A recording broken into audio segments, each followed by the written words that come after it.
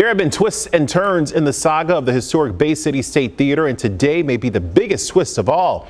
A hearing was scheduled today to approve the sale of the bankrupt theater to a Boyne City businessman for $630,000. But Terry, a bidding war actually took place instead.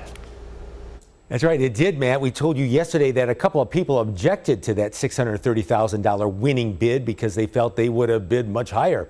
One did just that today. It was interesting. I didn't expect it to go quite that far. 34-year-old businessman Jordan Dice talking about what had just occurred inside the federal bankruptcy court in Bay City. Dice, who also owns the Midland Mall, was one of two people who objected to the sale of the Bay City State Theater for $630,000.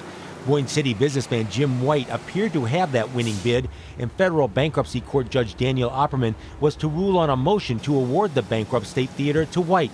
But Opperman ruled that if there are other bidders, let an auction begin. White was not happy. Not good.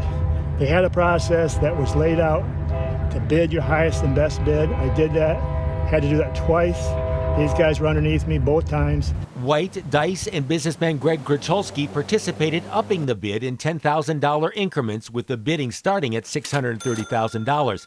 It stopped when Dice hit $960,000, $330,000 more than White's earlier winning bid.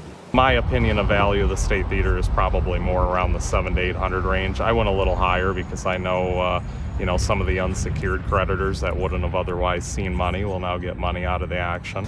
Dice hopes to open the theater as soon as he can. Restore it back to what it was and bring it back into operation. White planned on renaming the theater to the Bay Event Center and feature live acts, no movies, but this wasn't the closing scene he expected. I'm not sure what his plans are, but they were not as good as my plans. And maybe he's just playing Monopoly and wants to grab something that he can add to his repertoire. And Jordan Dice says the sale is expected to be complete in a few weeks.